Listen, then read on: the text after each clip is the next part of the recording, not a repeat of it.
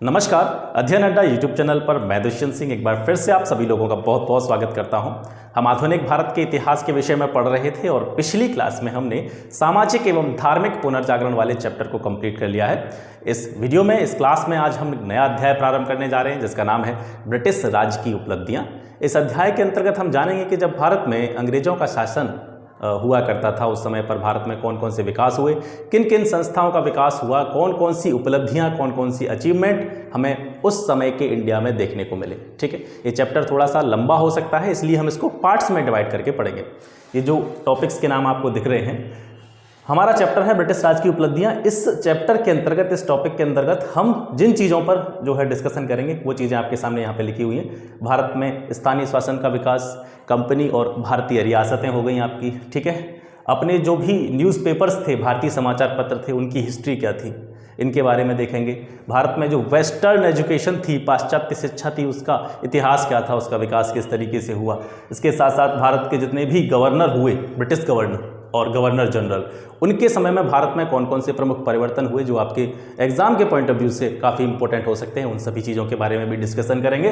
इसके साथ साथ भारत में अकाल नीति का विकास, दिल्ली दरबार, ये जो है सारे टॉपिक इसी चैप्टर से रिलेटेड हैं, ब्रिटिश राज की उपलब्धियां। तो इसको हम पार्ट्स में डिवाइड करके पढ़ेंगे। इसके साथ साथ जितना जल्दी संभव हो सकता है मैं इस मॉडर्न हिस्ट्री को समाप्त करने वाला हूं और इसके बाद में जो भी जनरल स्टडी या सामान्य अध्ययन के अन्य विषय हैं उनकी भी डिटेल्ड क्लासेस, डिटेल्ड वीडियो आपको प्रोवाइड कराई जाएंगी। जितने भी मैं यहाँ पे आपको क्लास दे रहा हूँ यूपीपीसीएस 2022 को ध्यान में रखते हुए मैं आपके लिए वीडियोस बना रहा हूँ। जॉब से टाइम निकाल के वीडियोस बनाना थोड़ा सा मुश्किल रहता है, टाइम की बड़ी कमी रहती है। और लेकिन एक गुड न्यूज़ ये है कि आज से छुट्टियां हो चुकी हैं करीबन 10-12 दिन की, तो इस टाइम पीरियड में मैं लगभग इस मॉडर्न हिस्ट्री को तो कंप्लीट कर ही दूंगा। मतलब 10 दिन में आपकी मॉडर्न हिस्ट्री जो है बिल्कुल कंप्लीट हो जाएगी। एंशिएंट हिस्ट्री इससे पहले हम कंप्लीट कर चुके हैं और जैसे ही मॉडर्न हिस्ट्री कंप्लीट होती है इसके बाद में हम अपनी नेक्स्ट सब्जेक्ट की तरफ चलेंगे, यानी हम ज्योग्राफी पढ़ेंगे। ठीक है, और ज्योग्राफी जिस तरीके से आप पढ़ने वाले हैं आने वाले समय में 8-10 दिन बाद आपकी जो है ज्योग्राफी स्टार्ट हो जाएगी। और जिस तरीके से आप ज्योग्राफी पढ़ेंगे मैं आपको विश्वास दिलाता हूँ, आश्वासन देता हूँ और गारंटी देता हूँ इस चीज़ की कि आपको फ्री ऑफ कॉस्ट में, बिना कोई पैसा दिए, बिना कोई चार्ज दिए, इतनी अच्छी वीडियोस, इतने अच्छे नोट्स आपको कभी नहीं मिल पाएंगे, ये मैं आपको विश्वास दिलाता हूँ। ठीक है, तो आप जुड़े रहें। अगर आप यूपीपीसीएस 2022 से किसी भी वनडे एग्जाम की तैयारी कर रहे हैं तो मुझसे जुड़े रहें। ठीक है, तो आज ब्रिटिश राज की उपलब्धियों के अंतर्गत सबसे पहले हम जो डिस्कशन करने वाले हैं वो करने वाले हैं भारत में स्थानीय स्वशासन के विकास के विषय में, यानी the development of local self government in India. तो ये जो चैप्टर है ये पॉलिटी का भी चैप्टर है, ध्यान देने की बात है, यहाँ पे आप कंफ्यूज ना हो। ये जो चैप्टर है स्थानीय स्वशासन वाला, लोकल सेल्फ गवर्नमेंट वाला, ये आपका पॉलिटी का भी हिस्सा है। पॉलिटी में भी आप इसको पढ़ते हैं जब आप 73rd अमेंडमेंट, 74th अमेंडमेंट, 73वां 74वां संविधान संशोधन के बारे में जब आप पढ़ते हैं। भारत में पंचायतों का विकास किस तरीके से हुआ, ठीक है, त्रिस्तरीय पंचायत प्रणाली जो थी वो कैसे लागू हुई। तो अगर इन सारी चीज़ों पे जाएंगे तो हम अपने मुद्दे से कहीं भटक जाएंगे, क्योंकि हम मॉडर्न हिस्ट्री पढ़ रहे हैं और मॉडर्न हिस्ट्री में हम क्या जानने की कोशिश कर रहे हैं कि भारत में जो लोकल सेल्फ गवर्नमेंट थी उसके विकास क्रम का क्या महत्व है। ठीक है, उसका डेवलपमेंट कैसे हुआ, और जब डेवलपमेंट हो जाता है और कौन कौन सी नए नियम बनते हैं, कौन कौन सी जो है प्रणाली बनती है, कौन कौन सा ढांचा तैयार होता है, ये चीज़ें आप पॉलिटी के अंतर्गत पढ़ेंगे। ठीक है, तो उसको मैं जो है आगे जिस तरीके से मैं आपको बता रहा हूँ उसको मैं पॉलिटी वाली जो है क्लास है उसमें पढ़ाऊँगा। यहाँ पर हम केवल बात करेंगे भारत में जो लोकल सेल्फ गवर्नमेंट थी उसका डेवलपमेंट कैसे हुआ, ठीक है, उसके बारे में बात करेंगे।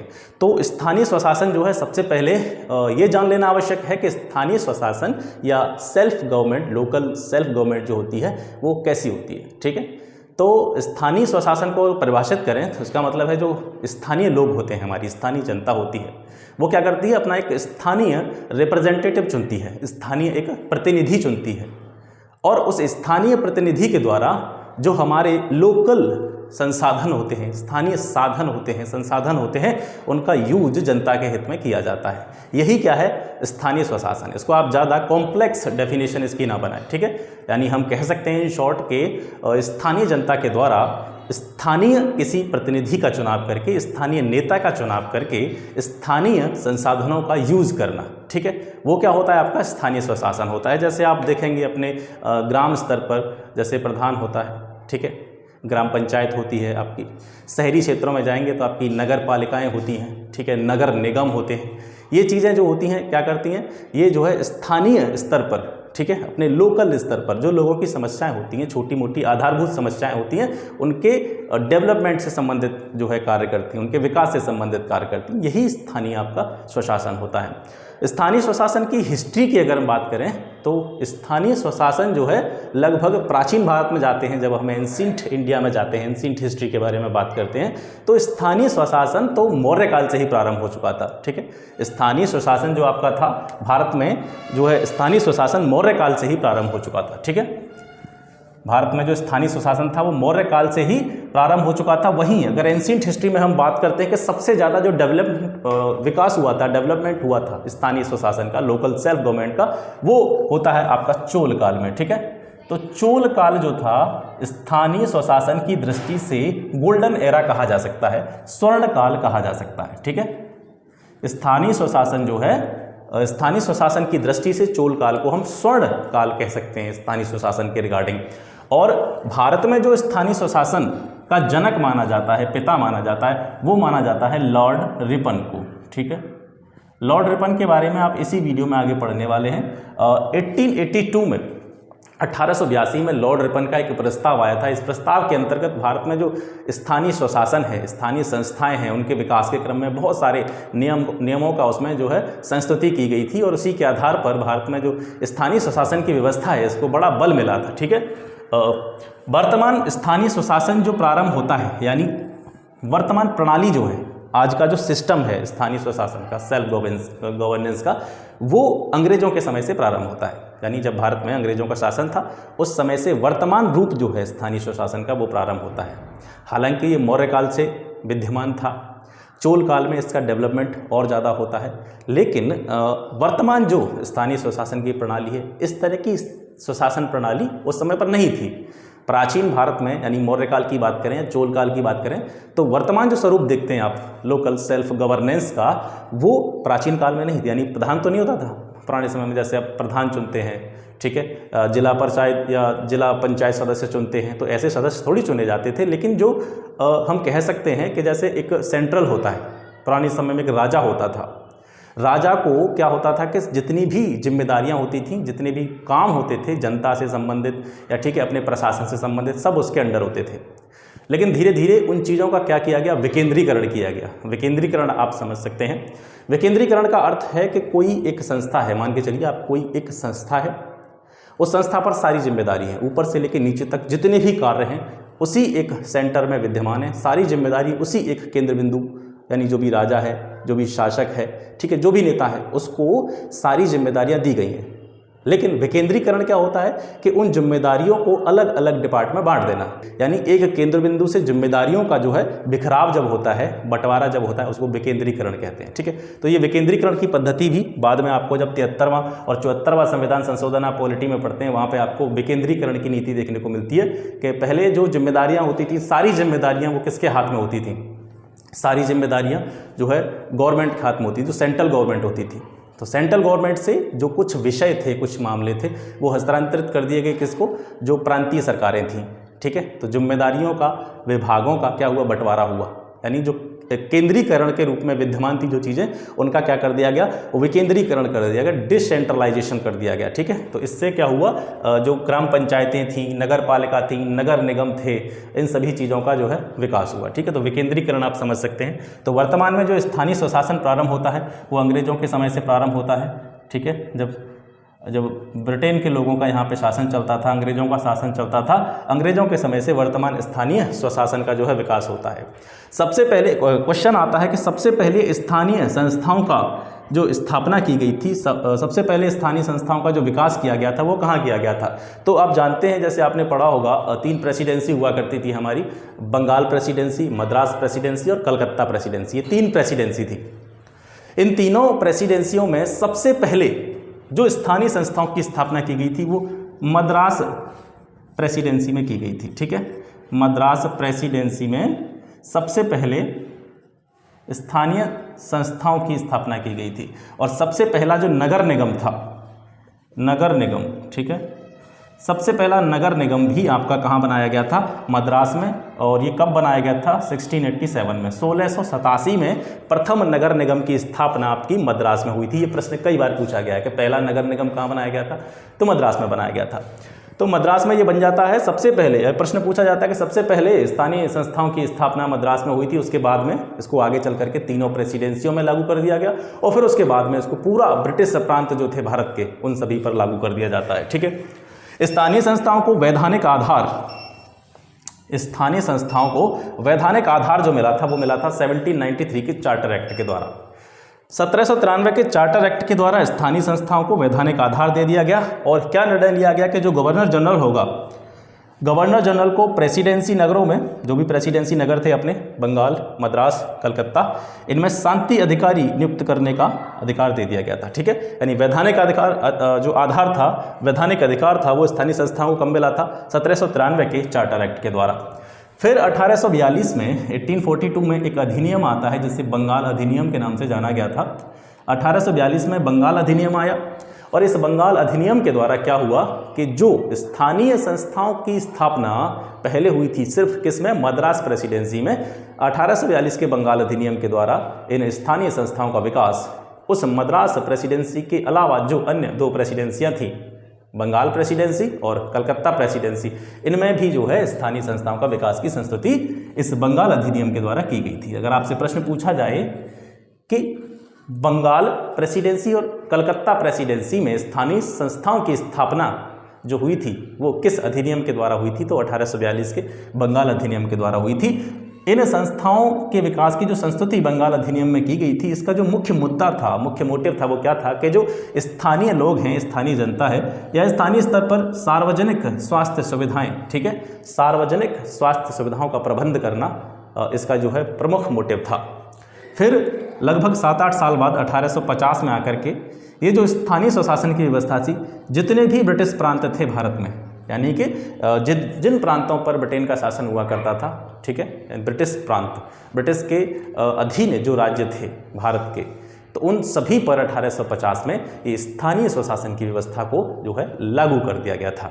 इसके बाद 1870 में आता है लॉर्ड मेयो का प्रस्ताव। ठीक है, 1870 में लॉर्ड मेयो का प्रस्ताव आता है और ये जो प्रस्ताव था ये किस चीज़ का परिणाम था, मतलब इसका जो आधार मान सकते हैं, इसका जो बेस मान सकते हैं वो क्या था? आपने पढ़ा होगा 1861 का भारतीय परिषद अधिनियम। ठीक है, 1861 का इंडियन काउंसिल एक्ट जो आया था, ये उसी की संस्तुति के आधार पर प्रस्ताव पास किया गया था, जिसे लॉर्ड मेयो का प्रस्ताव कहा जाता है। ये 1870 में आया था। ठीक है, ये भी प्रश्न पूछा जा सकता है कि लॉर्ड मेयो का प्रस्ताव किस अधिनियम के बेस पर, किस अधिनियम के आधार पर पास किया गया था? तो ये 1861 के भारतीय परिषद अधिनियम के बेस पर प्रस्ताव पास किया गया था। इससे क्या प्रमुख चेंजेस हुए, क्या परिवर्तन हुए?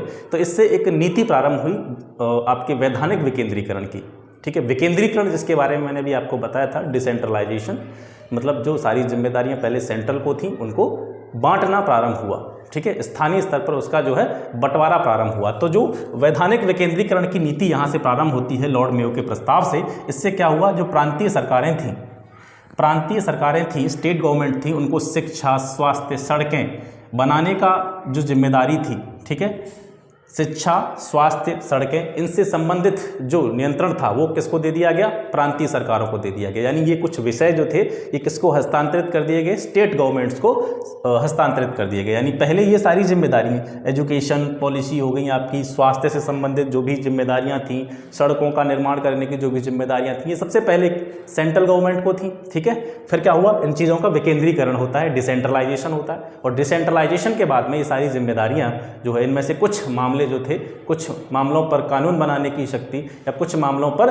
कंट्रोल की शक्ति, नियंत्रण की शक्ति किसको दे दी गई? प्रांतीय सरकारों को दे दी गई। 1882 में फिर आता है आपका लॉर्ड रिपन का प्रस्ताव। लॉर्ड रिपन को आप जानते हैं स्थानीय स्वशासन के जनक के रूप में, स्थानीय स्वशासन के पिता के रूप में। भारत में अगर क्वेश्चन आता है कि भारत में स्थानीय स्वशासन का पिता किसको कहा जाता है, तो लॉर्ड रिपन को कहा जाता है। 1882 में लॉर्ड रिपन का प्रस्ताव आया था और इस प्रस्ताव के अंतर्गत कौन कौन से प्रमुख बातें थीं इस प्रस्ताव में, कौन कौन से प्रमुख परिवर्तन इस प्रस्ताव के द्वारा किए गए थे कि जो लोकल बोर्ड थे, स्थानीय बोर्ड थे, उनके कार्यों को निश्चित कर दिया गया। इसके साथ साथ ग्रामीण क्षेत्र जो थे, ग्रामीण क्षेत्रों के लिए गठन किया गया जिला बोर्डों का, यानी ग्रामीण जो भी समस्याएं थीं ग्रामीण क्षेत्र से संबंधित, जो भी लोकल प्रॉब्लम्स थी, लोकल समस्याएं थी, उनकी अगर समस्याओं का निराकरण नहीं हो रहा है तो अपनी समस्या लेकर के जिला बोर्ड जा सकते थे। तो ग्रामीण समस्याओं के लिए क्या किया गया, ग्रामीण क्षेत्रों के लिए जिला बोर्डों का गठन किया गया। इसके साथ साथ एक सबसे प्रमुख चेंज हुआ था लॉर्ड रिपन के प्रस्ताव के द्वारा, वो क्या हुआ था कि जो स्थानीय जनता होती है, लोकल पब्लिक होती है, उसको अधिकार दे दिया गया कि वो अपना एक रिप्रेजेंटेटिव जो है इलेक्ट करेगी, अपना एक प्रतिनिधि चुनेगी। और ये जो प्रतिनिधि होगा, इन प्रतिनिधियों में सरकारी जो सदस्य होंगे उनकी संख्या न के बराबर होगी, यानी जो बहुमत दिया जाएगा वो गैर सरकारी सदस्यों को दिया जाएगा। यानी जनता अपनी समस्याओं के समाधान के लिए या अपनी बात को जो है एक बड़े स्तर तक पहुंचाने के लिए अपना एक रिप्रेजेंटेटिव चुनेगी, अपना एक प्रतिनिधि चुनेगी। और ये प्रतिनिधि जो है कैसा होगा, गैर सरकारी होगा, यानी उन्हीं में से होगा, आपस में से ही कोई वो चुनाव के द्वारा, निर्वाचन के द्वारा क्या करेंगे, अपना एक प्रतिनिधि चुनेंगे जो उनकी समस्याओं को बड़े स्तर तक या फिर अधिकारी स्तर तक जो है लेके जाएगा और उनका समाधान करने की संस्तुति करवाएगा। ठीक है। फिर 1908 में विकेंद्रीकरण आयोग जो बना था पहले, उसकी रिपोर्ट आती है और इस रिपोर्ट में क्या क्या संस्तुति करी गई थी 1908 में। जैसे आपसे पूछा जाए, ये भी डायरेक्टली प्रश्न यहाँ से पूछा जा सकता है कि विकेंद्रीकरण आयोग की रिपोर्ट कब आई थी, तो वो 1908 में आई थी। इस विकेंद्रीकरण आयोग की रिपोर्ट के आधार पर किन किन चीज़ों की संस्तुति की गई थी, ये जानना भी काफ़ी महत्वपूर्ण है। विकेंद्रीकरण आयोग की रिपोर्ट आई थी, उसमें उसने अपनी जाँच के उपरांत ये पाया कि ग्रामीण क्षेत्रों के डेवलपमेंट में सबसे जो बाधक चीज़ है, जो सबसे बड़ी प्रॉब्लम है, वो है उनके पास धन का अभाव होना। ठीक है, धन की आपूर्ति उनके पास न हो पाना। इसी वजह से जो ग्रामीण समाज था वो सुविधाओं से वंचित रह जाता था। तो इन्होंने ये चीज़ें यहाँ से समझी और यहाँ से इन्होंने संस्तुति की कि जो स्थानीय संस्थाएं जो भी हैं, जो स्थानीय पंचायतें हैं, ग्राम पंचायतें हैं, उनको जो है धन की आपूर्ति समय से की जाए, पर्याप्त धन की आपूर्ति उनके लिए की जाए। ये विकेंद्रीकरण आयोग की रिपोर्ट की संस्तुति थी। इसके अलावा जो ग्राम पंचायतें थीं, उनके अधिकारों में वृद्धि की संस्तुति भी विकेंद्रीकरण आयोग की रिपोर्ट में करी गई। इसके साथ साथ जो ग्राम पंचायतें थीं, ग्राम पंचायतों से संबंधित जो भी कार्य थे या स्थानीय जनता का जो भी रिप्रेजेंटेटिव होता था, प्रतिनिधि होता था, उसके कार्यों में जो जिलाधिकारी होते थे, जिले के जो अधिकारी होते थे, कलेक्टर वगैरह जो होते थे, उनका जो हस्तक्षेप था, ठीक है, उनका हस्तक्षेप कम से कम करने की सिफारिश इस विकेंद्रीकरण आयोग की रिपोर्ट में करी गई थी। ठीक है, जो भी स्थानीय स्तर के जो नेता हैं, स्थानीय स्तर का जैसे वर्तमान में आप समझते हैं, हमारा स्थानीय नेता जो गाँवों में क्या चुने जाते हैं, प्रधान, सरपंच जो चुने जाते हैं, तो इनके जो कार्य थे, ये जनता के लिए जो कार्य कर रहे हैं, उनमें जिलाधिकारियों का कम से कम हस्तक्षेप हो, इस चीज़ की संस्तुति विकेंद्रीकरण आयोग की रिपोर्ट में की गई थी। इसके बाद आया था 1919 का भारत शासन अधिनियम। और 1919 का जो भारत शासन अधिनियम था, इसके अंतर्गत जो सबसे प्रमुख प्रावधान किया गया था वो आप सभी जानते हैं, द्वैध शासन की जो संकल्पना थी वो 1919 के भारत शासन अधिनियम के तहत ही की गई थी। अब जो द्वैध शासन की प्रणाली प्रारंभ की गई थी 1919 के भारत शासन अधिनियम के द्वारा, उससे स्थानीय शासन पर क्या प्रभाव पड़ा।